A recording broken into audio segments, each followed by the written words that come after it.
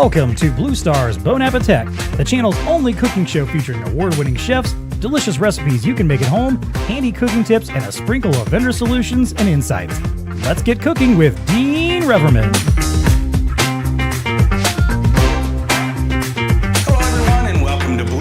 Tech Connect Studios. I am your host, Dean Reverman, and this is AppeTech, and we've got another good one for you today. We got Kayla Robison, who's going to walk us around the kitchen and show us all the essentials. We got tools, we're going to talk salt, we're going to talk brine, we're going to talk all kinds of things that you need to know to make sure that you got a basic kitchen set up correctly, right? But before we get into that, we do want to say thank you to our sponsors. We got Elo, Epson, Newcastle, Honeywell, and Zebra and Samsung, all sponsoring today. Thank you so much for your sponsorships. And oh, by the way, if you're looking to get out and about and see some of the solutions that we've been distributing, maybe you've been in a cave for the last 2 years, we got the Tech Connect to You tour that is coming around. Maybe it'll be in your area, so go to BlueStarInc.com, check on our event site, and see if we're coming to a neighborhood near yours, and come on out and see the latest solutions. And if you want a little bit more engagement, listen to the Tech Connect podcast. We got subject matter experts, education, all kinds of good stuff for you guys to listen to and become more educated on what we're all trying to do, which is drive business.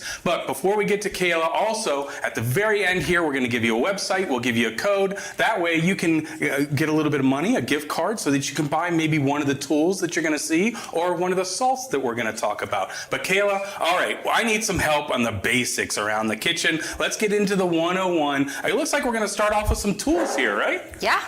Yep, we're definitely. So let's get right into it. All right, so a few very big essentials. Yes. All right, so you have your pots, your pans, your mixing bowls, your measuring cups, right? They're really the basics, okay? Yep. I do want to note on pans, a couple of my favorite pans to always have is a non-stick pan and a cast iron. Okay, pan. I was gonna go there. So why are you saying a cast iron? Just because it's got all that flavor kind of in it? So cast iron helps hold heat very evenly, which is perfect for making steaks. Okay, so chefs, actually some of the best steaks are made in a cast iron. Seriously? Yep, that's how I make them at the restaurant. That's how I do it at home.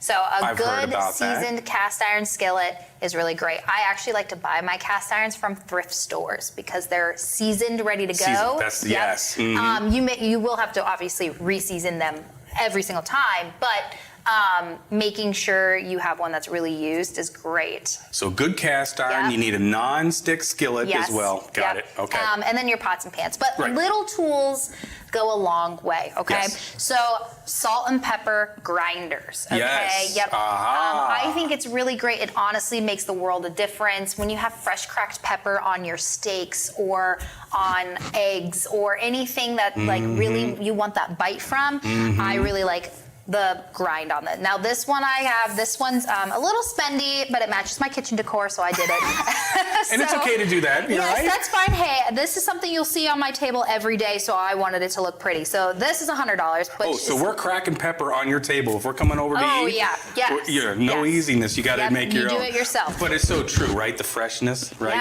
Yes, the freshness is great. And what I like about this one is you can kind of see here, that's their different grind settings, okay? Which I really like, which you can do with a lot of them. Sometimes on the bottom, this one has it too. You can set yours. Oh, okay. So this is a great one as well. This is a $20 one. You can get these on Amazon. Those are great. A good quality olive oil is so important. You talk about this a lot. I do. Good oil makes a difference. Good oil goes a long way. Yep. So just do your research on what oil you like, and you will know which one is best for you. You mean like the type? If it's avocado oil, if it's olive oil? Yes, and like especially with diets, there's different types of oils that you can use. So just find one and just don't buy that generic one, but spend the money and get a good quality olive oil. It really changes and steps up your cooking game. More than just vegetable oil.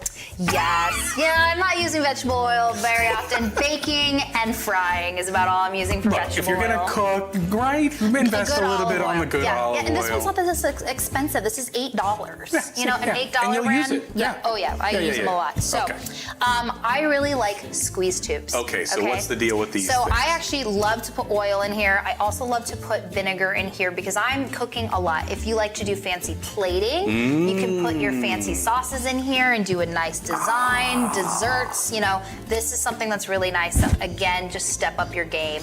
But it is nice to have your essentials like your oil, your vinegar in there because it's just quick. I'm kind of cool with that because, right, everybody's cooking when you have family come over, maybe you're doing a holiday or something like that. Simple way to up your game, put some sauce in there, use it as a drizzle. You don't need to be a pro, right? No. But if you have the right tool, even a mechanic will tell you, right? This job's easier if you have the right tool. Exactly. There you go. Yep. So that's a way to step up your game. All right. Microplane, definitely one of my favorites. Great for cheese if you want a nice little like Parmesan cheese on top of your pastas, as well as zesting. Okay. Yep. So like for zesting, when you zest, you don't want to get that white part. You just kind of go right over the skin, and then you have this beautiful zest. Okay. Okay. So I love microplanings for that. I use it for zesting. I use it for cheese. A really good thing is if you have salt cured egg yolks, which is very easy. You take an egg yolk, you cover it in salt, let it sit for a few days, and it's this beautiful, cheesy almost way to present. You grind. And you would grind it on here. You put it right on there. Have this shaved egg yolk that's over like Caesar salads is really delicious. Yeah, a Cobb salad. It's just another simple way to elevate, or even pasta. If you do a carbonara with that.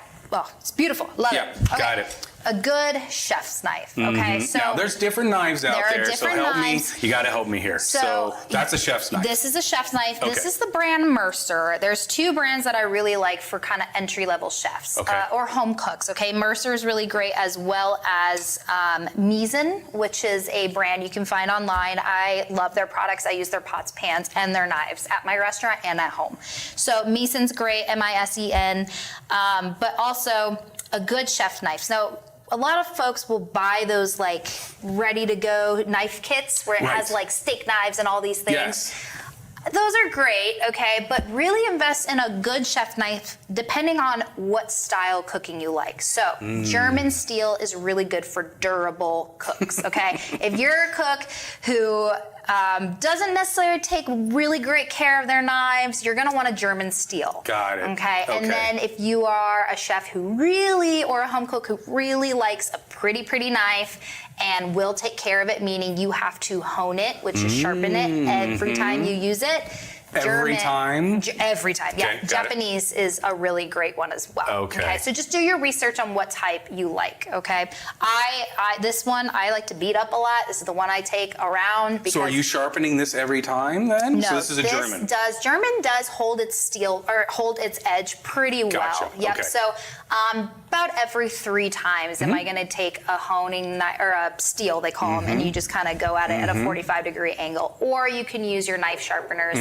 Be mindful though, if you have a really good chef knife, like this one's pretty affordable. This one's like $50. I have ones that are $300, okay? I'm not gonna use those little sharpeners that you, oh my gosh, I would cry, okay? Get a wet steel, a whetstone, they call it, for really expensive knives, but you're like, you know those sharpeners I'm talking about? I know. I have one at home, sorry. No, that's fine. Yeah, I do. They're great for like your knives like this. That is like, you know, it's fine.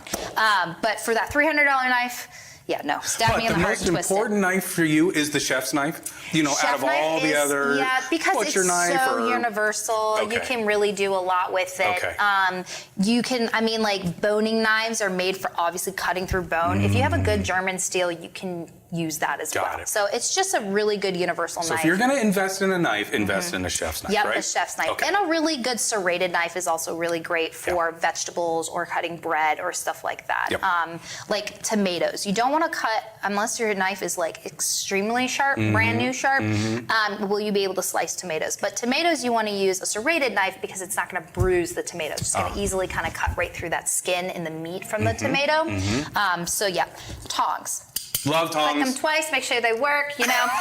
Tongs is my favorite tool in the kitchen. And the restaurant, I'm using this all the time. I'm picking up hot pans. I'm almost like whisking with it. You know, I really like tongs. It's my favorite tool. You will find lots of ways to use them in the kitchen. What I have found is when I'm cooking something in a skillet or something and combining foods, it's a good way to like combine stuff, right? Yeah, exactly. You're throwing the vegetables in with the pasta or whatnot, and I'm just... Yeah, I mean, a lot of people do that when they're tossing salads. scissors, you know, yeah. or they have the two, but you Right. can use tongs as well. Tongs are just great. To me, those I are love so them. important. Yeah. I know, I agree. Garlic press. Yes. Interesting so, that you pulled this one I out. know. If you have that jarred garlic at home, please throw that away. Oh, no. It tastes like preserved garlic. It's so gross. And we can just have this tool and you'll have fresh, delicious garlic. So. And it makes a difference, you're saying? Yes. Huge fresh difference? garlic. Okay. Yes, that Gone is the preserved, jarred gone is garlic the in jar. our Okay, house. so man. using the garlic press is very simple. This one's from Williams-Sonoma. It's $20. You can buy them off of Amazon for cheaper. $10 is probably going to be a good range. Don't go much cheaper than that. They might be cheaper quality. Yeah. So yeah, it's very all right. simple. Spend a little bit of money, get Just a melon. spend a This is little probably bit. going to last a lifetime. If I've not had this for almost 10 years. There you go. Yeah, and Right. it looks, I mean, like it's just perfect. Yeah. So then you go like that. Boom. Boom. And you got fresh garlic, just like that. So much better than the jar. It is so much better than the jar. And it's also it's better than like chopping a bunch of garlic yourself. You know, that Yeah. takes forever. Yeah. If you do use Wait, a I've lot seen of that in a garlic. movie. Wasn't it The Godfather where he's got a razor to the garlic? I've never seen Yeah. The Godfather. Oh, okay. I need well, to. Now you have to I watch know, it. I do have to He's watch like it. making If there's marinara cooking in sauce, there, and he's okay, I'm slicing definitely. with like a razor. He's Oh like, goodness, anyway, yeah, I don't have time for that. Okay. But if you have like a bunch of garlic, I also throw them in a food processor, and that helps mince. Okay. If you're using a lot. yeah. Okay. But if Gotcha. you're making marinara and Yep, you're yep, going to yep, use 10 plus cloves, I just make sure I take the skin off, throw them in a food processor. You got them minced, okay? Meat thermometer. Yeah, interesting that you pulled that one out I too. really Okay. like this one's the one I use at the kitchen. There's Maybe a it should bunch be of used fancy more, ones. I guess, right? People should get used to yes, using a thermometer. They should, because for chefs, we know cooking is a feel and like a touch and feel type of thing, right? It's kind of instincts. So like for steak, for example, we can kind of tell by touching the steak. Have you ever heard that trick about? No. Okay, so hold your hand out like Yep. this. Okay. Go like that. Yeah. Okay, that's rare. Okay. Okay, do this. Yep, medium rare. Okay. Medium. Get out of town. Yeah. Medium well. Well done. That's pretty cool. Yeah. So, okay. but if you don't have that technique or really know it, a thermometer is going to save you. Yeah. So those are my essentials. There you go. All Very right? good. So, Yeah. I think now though we can talk about one of the most important tools, which How is the do knife. we chop? And How do we let's learn how to use that the knife Yes. and chop. All right. Correct. Okay. So we're going to move all our essentials out of the way, and I think I'm going to teach you how to chop a pepper. Yep. Yeah? I need help. Okay. You want to grab a knife? Yep. And you have your own cutting board. Now I'm going to give you. Serrated. I'm going to. How about this one? I don't know what it is. Well, let's find a chef knife. Not in there. No. Do you have an extra one over there? I believe I do. Oh yeah, you do. There we go. All Perfect. right. Boom. Thank you. Okay. So let's talk about properly holding. I'm going to take one of those. Yep. So properly holding a knife. How do you hold a knife? Just go for it.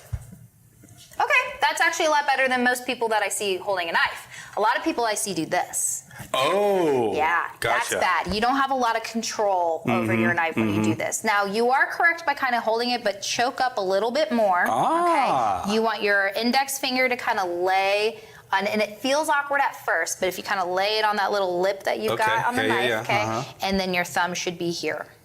Got it. Okay, yep. So it feels a little weird at first, but I promise you have way more control of your wrist, of your knife. I already can feel more control. Yeah, way more safe. Okay. That's interesting. Yes. Really, people that pick it up like that, That's honestly 75% of the time is what I see folks do. Yeah. They go like this and they're chopping like that. Okay. And I'm just like, Fair enough. just fingers will go missing. So I don't want that. Okay. We're not doing that. No. So there's a couple ways to cut peppers. Okay. I'm going to teach you the easiest way. Okay. So you're going to cut off the bottom and you're going to cut off the top. All right. So we got both those gone. Set that aside. All right. From here, you're going to make a little, I call them incision. Incisions, yes. We're being surgical here. Yes. Okay. Go ahead and cut right through that, just like that. All right. Hold on. I got to cut my knife. Yeah, What make do sure I you do do the with bear my left claw. hand, by the way? Bear claw? Bear claw. Is that what I'm doing? Yep. Okay. Because that's going to keep your fingers from getting chopped off. There you All go. right. Now you're going to roll this a little bit. Okay. As you go, you're going to roll to Mm-hmm. get that membrane out. Boom. There you go. Yeah, I think All I did right. okay. So then peppers have little chambers. Okay. So we're going to make sure we get all those seeds out of there. So your pepper looks great. You have this membrane here. Yep. So you see how you kind of have your chambers where it kind of naturally will, like, if you were to cut right here, then it'll stay flat. Yes. Go ahead and do that. Okay. So like mine is about here. I'm gonna go ahead and leave that. I've only really can cut mine into 3. You can probably cut yours into Ooh, 2. I should have done more. Nope. Okay. That's good. Okay, so the little membrane part, you're gonna Yep. take your knife, be careful, and just kind of take that right out. Cutting away from myself this time. Away, yes, that's a good, thank you for bringing that up. Definitely don't ever cut toward you, cut away. Same with pans, if you're putting stuff in a pan with hot oil, lay it away from you, not toward you. So if we're talking steak or anything like that. So you kind of want to cut the little white membrane out. You did just that. Yeah, Perfect, should I get this guy? Yeah, go ahead and try to make it almost flesh, a little like as Yep. even as possible. All right, now from here, we can just do different types of cuts if you want them thinner, thicker. So a julienne is a very thin. a julienne, huh? Julienne, yep. So Okay, so you're doing the I'm claw. doing the tip. Yep, you do and the you're claw. doing the tip. Got it. And I just run it right through. There's a Okay. couple different ways. If I was going really fast, Yeah. you're still gonna do the claw, and you're gonna rock your knife from the tip down to the base. Oh, I see. Yep. Just like one motion, right? Mm-hmm. Okay. Just rocking the knife. Now, a julienne is a nice thinner. If you wanted to do a fine julienne, you'd go even thinner. I'm just gonna go with the julienne. There you go. All right. So you've got I'll leave the fine A stuff julienne? to you. you Okay. have a fine julienne, okay? Oh. Yeah. Yeah, yours is a lot better. I've also had 16 years of practice. There you go. I have some julienne going on. Oh, I love it. All Okay, right, oh, so should I these do are all of great them? I little need to do all snacks. of them. Yeah, I mean, Okay. they're little snacks. Okay. I love to save these for stocks, soups, all that good stuff. Oh, seriously? Like these little, all of this. I'll throw the whole thing in there. When I make veggie burgers at the restaurant, I save all these little scraps here, and I will blend them up with a bunch of different other vegetables that I have for scraps. So for like mushroom, I take the stems off and I keep the caps. Got it. But the stems I use for my veggie burgers. So I understand. lots of different ways to use what would be waste. We turn it into product All right. for the restaurant. Okay, so we've touched on those 2 knife cuts and how to cut a pepper, right? Which is great. Now we're gonna cover a couple different other cuts, okay? So this is a sweet potato, all right? I like to cut the ends off. Uncooked. Uncooked, yep. This is just for practicing purposes, okay? So let's say we're gonna make French fries, right? We're gonna make sweet potato fries. So from here, I'm actually gonna cut this down like that. Boom. This just makes it safe. Making, Okay. you know what I mean? Yep. So you see how I did that? It's I cut stable. there. It's Yep. not gonna wobble Boom. on you. Yep. Got it. Good way to cut apples, you know, anything like yes, that. right. Okay. Okay. Just keeping that safe. Now from here, you can make little French fries if you want, or again, we can throw them in with our veggie burgers. But let's say we're making French fries. So that knife cut is called a bâtonnet. Okay. So then from, Bâtonnet. Love these names, by I the way. know, they're fun. Boom, boom. So this is a thicker cut. Yep, now from here, you would cut, boom.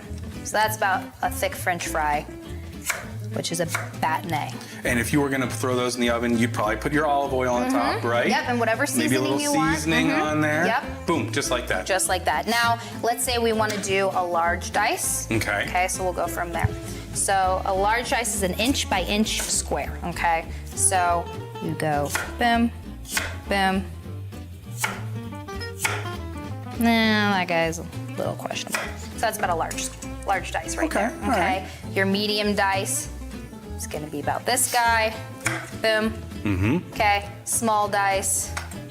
So this is important. If you see this in a recipe, would they refer to it in these ways? Large Yes, dice? they would. Large Yep, dice. medium, small. Yep, and now There we go. it's We got all 3 of them yes, right there. and then we'll actually do another one that's smaller, and that's called a brunoise. Oh, I was gonna go itty bitty. Yep, itty bitty, and then you can do Wait a minute, a even brunoise? smaller. Yes, and they would be I can't remember what the smallest one of that is. Minced at that point. Minced, yes. You're really small. Yes, a fine brunoise. Gotcha. So, yes, that's kind of your dicing. Now, it's important to make sure you do know your knife cuts because knife cuts are important for even cooking. So, if you have like all these scraps and you throw that in a pot, really that good one's going to point. be burnt. That one's not going to be cooked At all. This one probably be okay, you know? Gotcha. So, it's really important to have even knife cuts for whatever it is you're cooking. Makes a lot of sense. But yeah, look Makes at a these lot of little sense. guys. Very good. All right. Now so- we know how to chop. Yes. Love Those it. are your essential knife cuts and your essential tools. There you go. All right, we're gonna come back in just a second. We're gonna talk salts. We're gonna talk brine. You don't know enough about brine just yet, so we're gonna talk about that. Stick around, we'll be right back.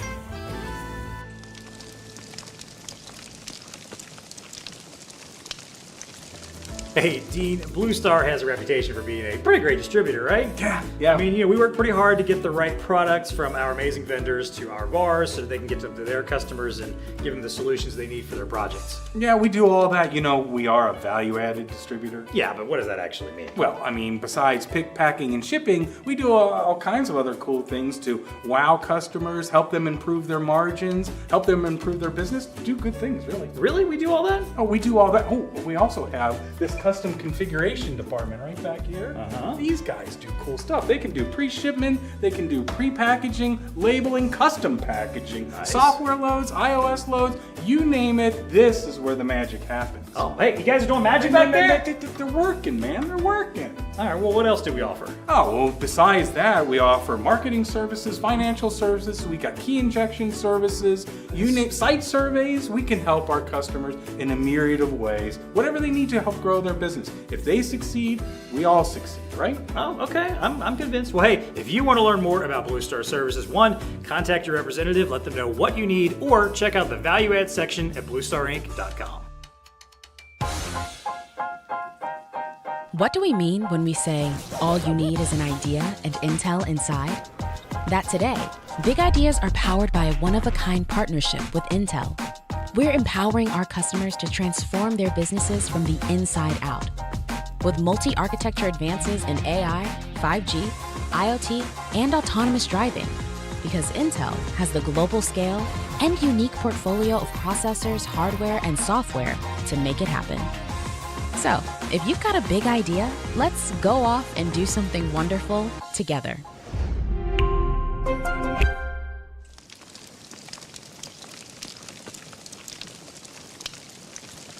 Welcome back, everybody, to AppeTech. We are here with Kayla Robison. We're talking kitchen essentials today. We talked about chops and tools and stuff like that, but you feel it's really important to get into salts and get into brines, right? Yes. We got to get educated on these. So help us out here. Let's start off with salt. Yes. So there's different salts. there We need to be is important here, right? Salt, when I tell folks, what is, when they ask me, what's one thing I need to learn? It's how to use salt, okay? Because there's so many different salts on the market. It gets confusing, and I understand. They see chef salting, and yes. it's like, right? Salt is my favorite ingredient because Okay. it drastically enhances food and also brings out natural flavors. So, for example, when you use salt in baked good, it actually brings out the sweetness of it. Okay. Yeah, so All it's right. pretty cool. I would Okay, not have guessed that, by the way. I know. Right? So Okay. we're gonna start from the bottom. But your least favorite My least salt? favorite salt, and I see so many people have this in their kitchen and they use it not correctly. Okay, So like garlic, should we be throwing the iodized salt out? let's just not use it as much. Okay, so there's all a right. couple things that iodized salt is great for. Obviously, back in the day, iodized salt was invented because of iodine and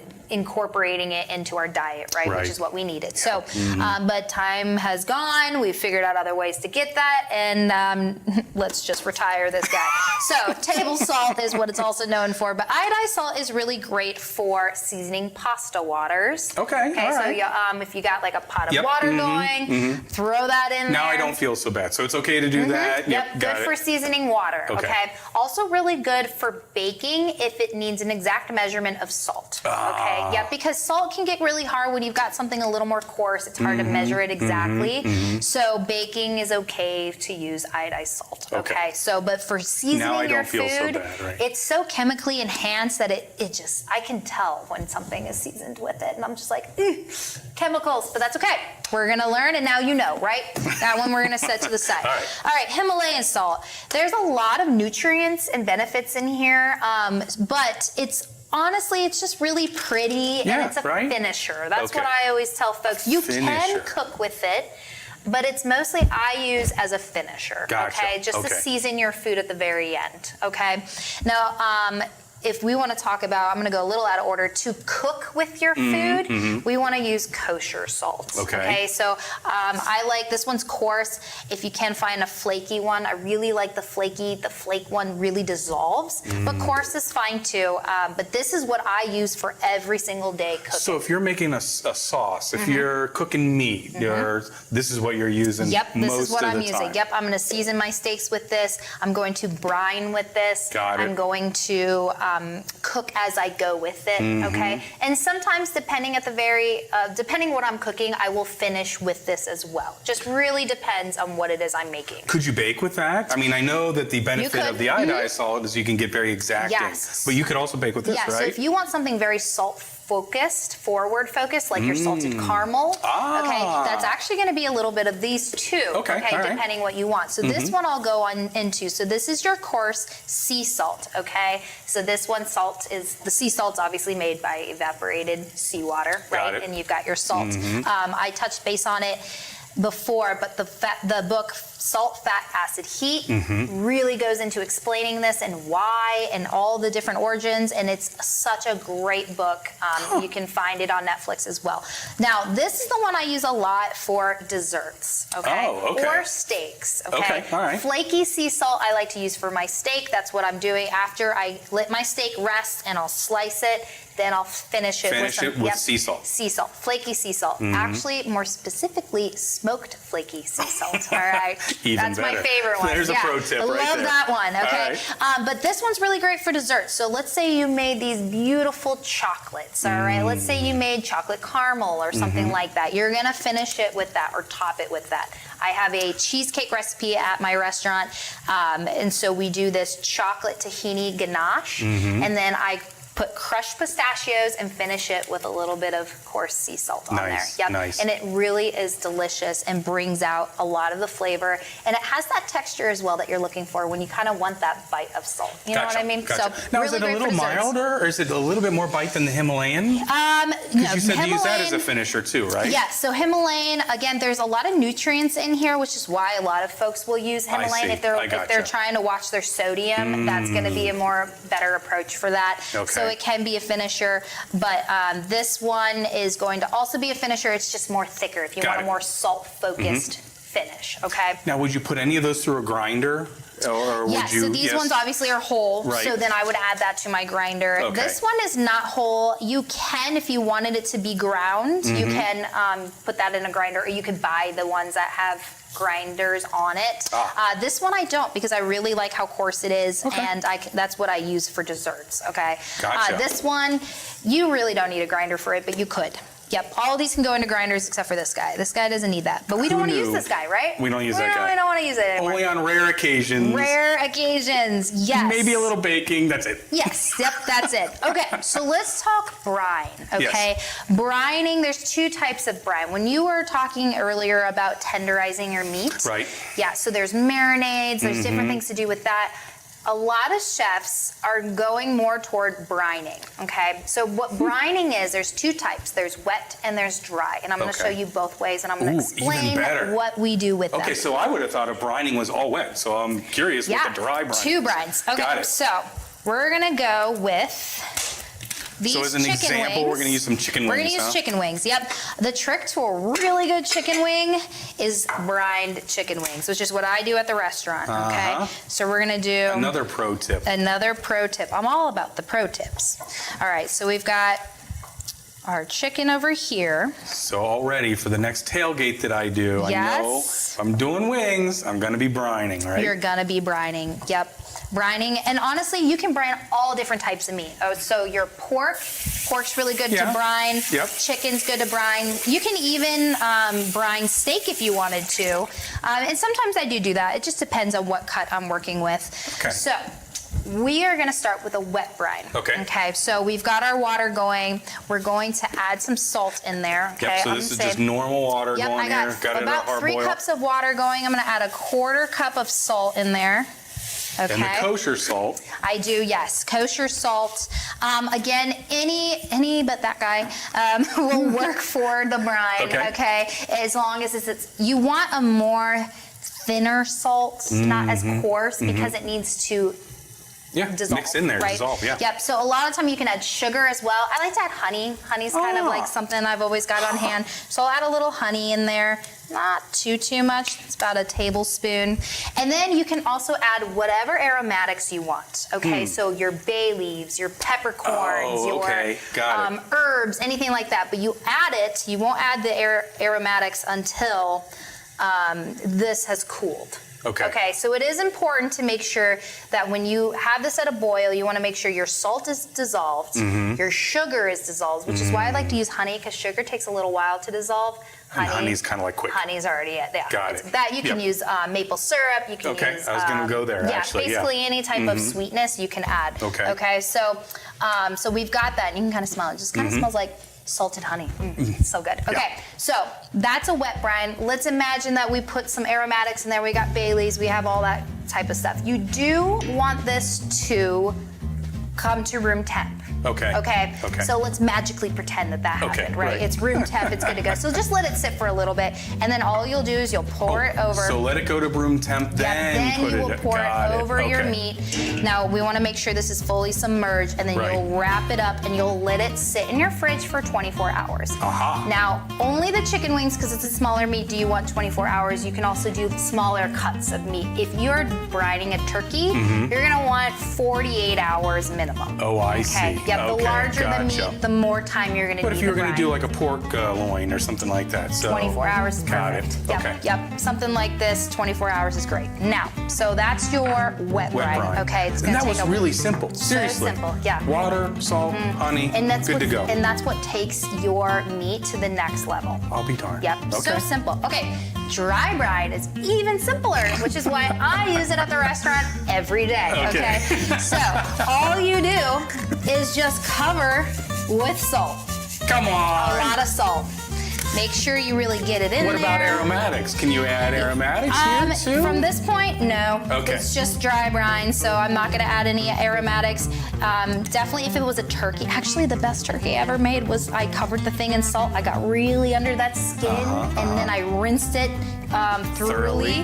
Yep. So when it is direct contact of salt, it's going to need less time to brine. So for chicken wings, I only brine these for an hour and a half, 2 hours tops. Whoa, yep. Seriously? You went from 24 hours to an hour and a half to 2 hours. Which is why I like that. I'll be darned. Yep, I got a lot of things to do. So we're in a restaurant. We gotta move. So this is why I really like this. So from at this point, I will cover it, pop it in the fridge, 2 hours, and then I'll rinse them. And make sure that they're good to go, and make sure I pat them dry because I love to air fry. So a hard rinse, right? You want to get all make sure you get all the salt off. Yep. Got it. And then you'll pat them dry. Now what brining does is tenderizes the meat, and it also makes it super juicy. It locks in the moisture, it breaks down those tendons, and it really makes it tender and juicy.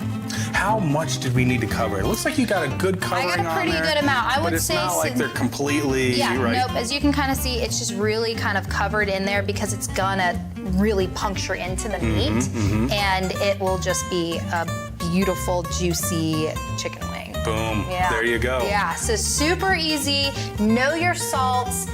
Learn your brines. There's only 2, you know, super simple. Now, if you wanted to kind of make a different brine with like an Asian flair to it, add your soy sauce, add rice wine vinegar, you know, things like that. That's gonna help really bring out a lot of flavor. Yep, I like it. I like it. There you go. So now we got some brines. We know a little bit about salt, but we're still gonna learn about dressing, but you gotta wait. We'll come back. We're gonna go to a break real quick. When we come back, we're gonna talk simple dressings, good dressings, right? Yeah, we're gonna shake up some dressings. Stick around, we'll be right back.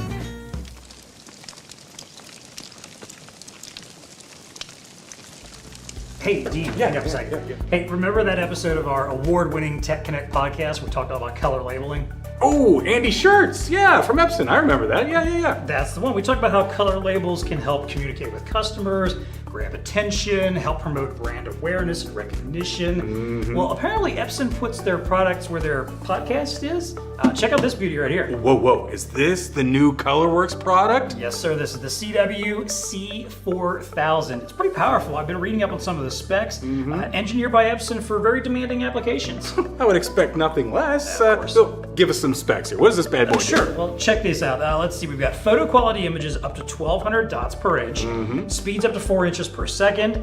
It's compact, much smaller than most of the ColorWorks Heck printers. yeah. I didn't even realize this was a ColorWorks at first. Yeah. But it's also robust and has dust and water resistance, compatible with ZPL2, major middleware, SAP, Windows, Mac, and Linux, color LCD screen, fast media and ink loading, optional Wi-Fi connectivity, remote management tools. Who wouldn't want the C4000 printing labels in their business? I don't know, but who? Well, clearly someone who doesn't appreciate high quality, labels, I guess. And it's even priced comparable to existing thermal transfer printers. Very nice. Yeah. Is this where we tell them to contact their BlueStar rep if they need a little bit more information? Well, I mean, I was going to tell them they should be listening to the Hit Tech Connect podcast, but yeah, sure, we can do that. Oh, no, they should definitely be doing that. Yeah, that's right. Enterprise devices alone can only do so much. Without the proper unified platform, employees may feel left in the dark or unable to communicate in real time. With Zebra's Workforce Connect, hindered workers are brought into the loop, transformed into effective problem solvers. With services such as text messaging, push-to-talk, and the ability to enable a Zebra mobile computer to also function as a mobile desk phone, workers can perform all tasks on just one device, fully enabling the integration of voice and data workflows. To learn more about Zebra Workforce Connect, be sure to call your BlueStar representative today.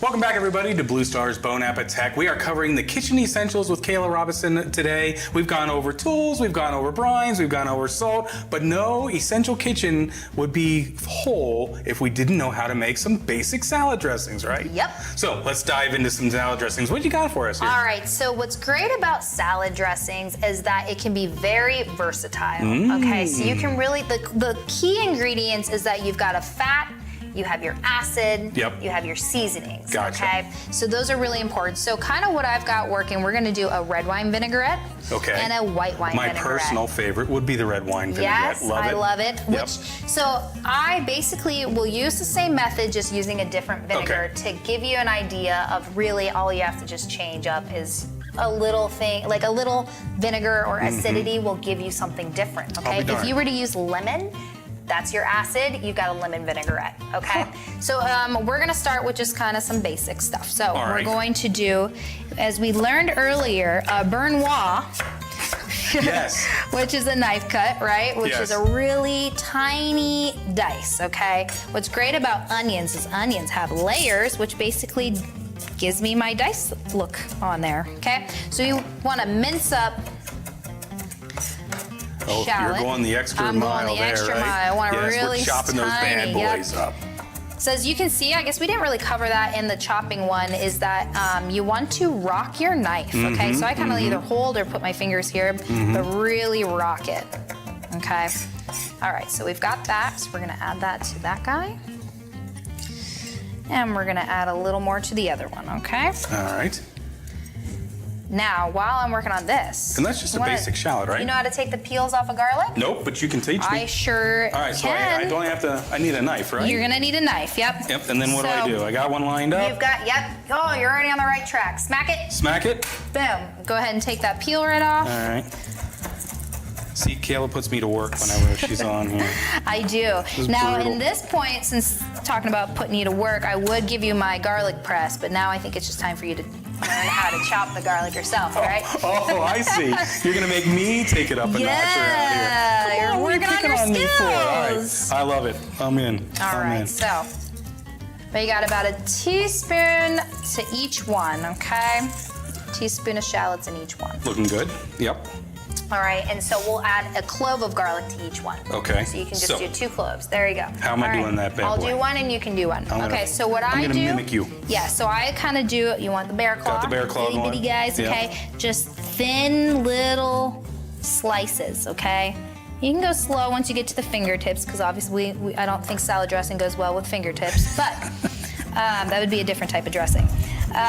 So we're just gonna go ahead and mince that as well. Oh, so you are. You're gonna. Yep. So I'm gonna try your rocking technique. Yep, do the rock. Okay.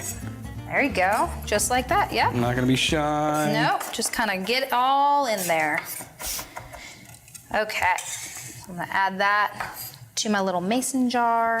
Now, if you're doing a large quantity of dressings, you're gonna want a blender, immersion blender, or a, we call them a RoboCoupe, but a food processor as well, if that works. So, okay, you got it chopped up? Yep, I think so. Looks great. Add it right to that. Thank you. Perfect. Oops. Got more on my hands than I did there. Love There it. we go. Okay, so we're gonna start with an acid first, okay? Red wine vinegar. So when you do your vinaigrettes, the ratio is 2 to 1, okay? 2 parts fat, 1 part acid. Oh, okay, got it. That's a very heavy forward vinaigrette. I like a lot of acid in mine. If you want something a little less, just change your ratios, okay? You can just Gotcha. go a little bit less. But Okay. 2 to 1 2 to is 1. a, yep. So, oh my goodness, it's a brand new bottle, so it's gonna be a pain in the butt. All right, so I've got my acid. Okay, let's do a little more. Very So that's scientific the red measuring one. going on Yeah, there. right? I measure by looking sometimes.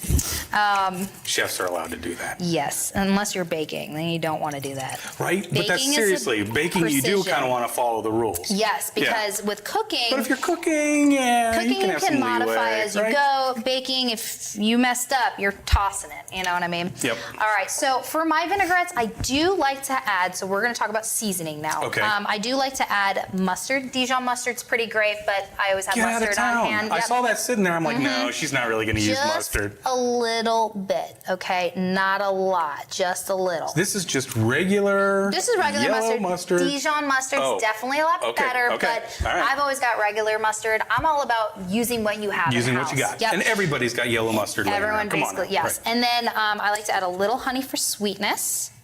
Okay, so about the same amount of mustard to the same amount of honey. Okay. All right, then your salt.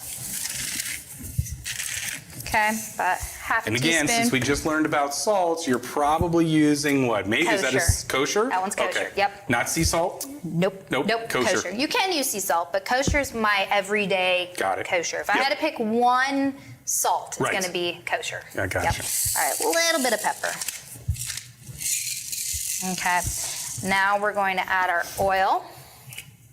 Okay, so this is where the ratio comes in? Mm-hmm. Now, if you were going to do this in a blender, you would make sure that you add the oil last as it's going, okay? But this one we're gonna shake up. Oh, I see. So if you, okay, so if I had a blender going right now, you You would add the start oil. blending and then Okay, you'd gotcha. slowly add the oil. But since we are just gonna shake, I'm gonna give All you right, that one. fair enough. And shake, like, do it like a cocktail shaker. You know how to do that? There you go.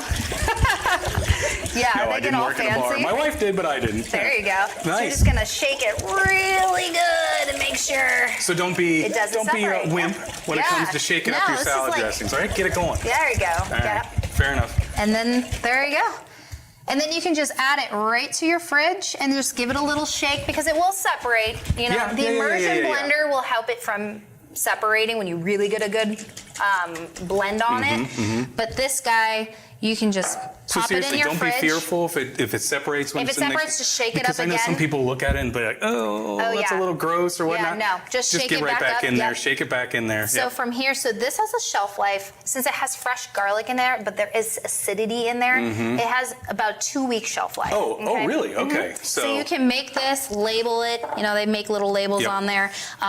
This one's a white wine vinaigrette, that one's a red wine vinaigrette. And you'll just know, you just pop it out of the fridge, give it a little shake, toss it on your salad, you're good to go. How easy is that? Wow, it's so easy. That's an essential right Yes. there. And now you can do this with balsamic vinegar. Yes, I do Yep. like balsamics. Me too. Same ratio? Same exact concept, just you're changing your acid. Could you add anything else in there? You're calling them aromatics earlier when we were talking. Yes, you could. Could you do? Could Yep. you throw if in? you, so I make a blood orange vinaigrette. Okay. So that's my acid as well. I will mix it with some vinegar, so apple cider vinegar, and I do a little bit of apple cider vinegar, and then I do a lot of blood orange because it's not as acidic, you know, so I need a little more acid in there. So I will use apple cider vinegar and then blood orange, the juice of that, sometimes the zest as well, and it really brings out that one. I do a lemon poppy seed one as well, so then I'll add the honey, I'll add poppy seeds, and my lemon is my acid.